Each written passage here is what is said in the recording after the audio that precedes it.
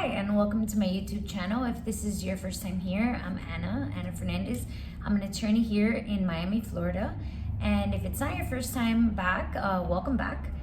In this video, we are going to quickly discuss some tips for winning your custody case. And of course, before we begin, I do want to make sure that you know that we don't call it custody anymore. It's actually called timesharing, but for purposes of layman's terms, because most people that are not lawyers or judges or lawmakers are going to call it custody. And at the end of the day, it's the same thing. Timesharing and custody, it has to do with overnights and who is going to be spending time, or when the parent is going to be spending time with the child.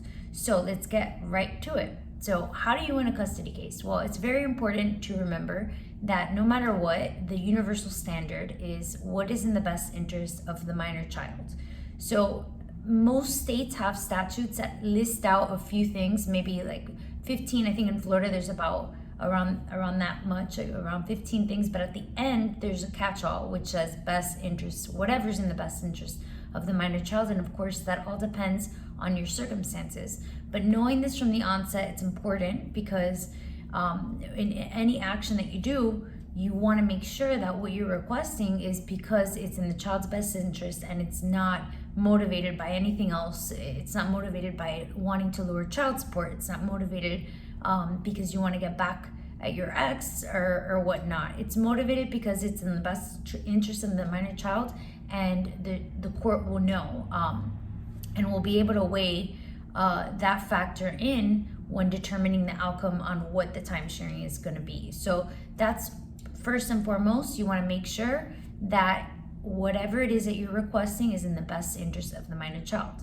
Now, the second thing is you want to also, keeping in mind best interest of the minor child, look up your state statute. Most statutes will have a list of things, just like Florida, that will give you an idea of what a court will consider to be the best interest of the minor child. For example, Florida has a few numbered items. Of course, at the end you have the catch-all, best interest, but one of those things could be the parent that facilitates a stable environment for the child, or the child is doing better at school, or facilitates an educational environment, does the homework with them, is consistent. That's another thing, a consistent parent.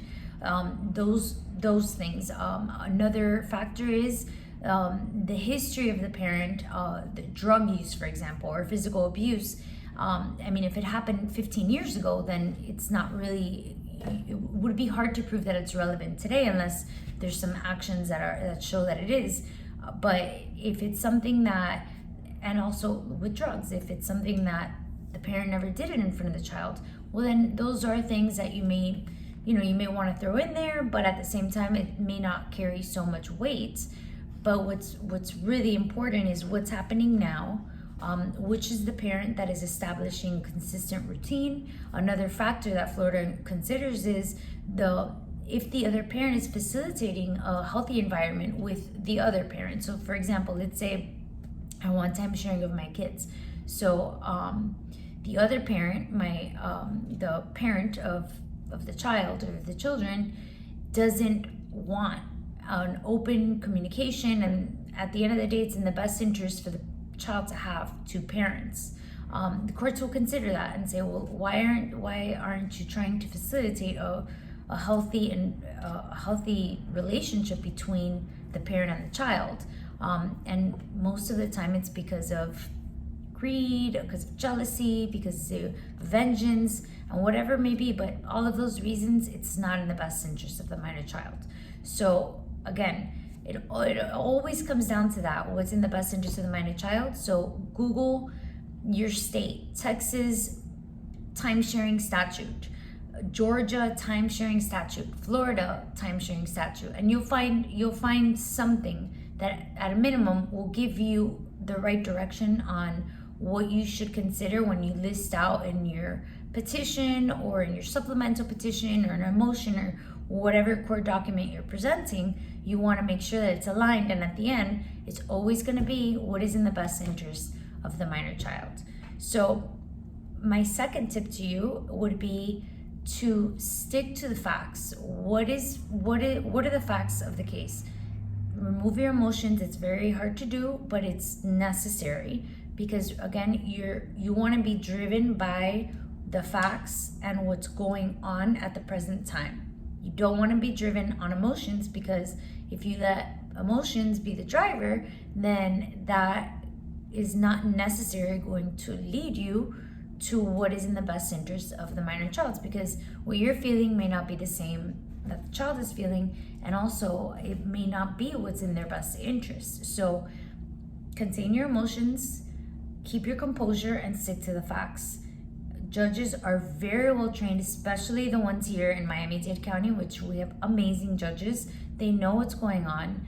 They've seen hundreds and hundreds and hundreds of cases. Every case is different, but there's a lot of things that judges pick up on and learn through the years of dealing with all of these cases. So it's important to keep your composure, and it's important to stick to the facts.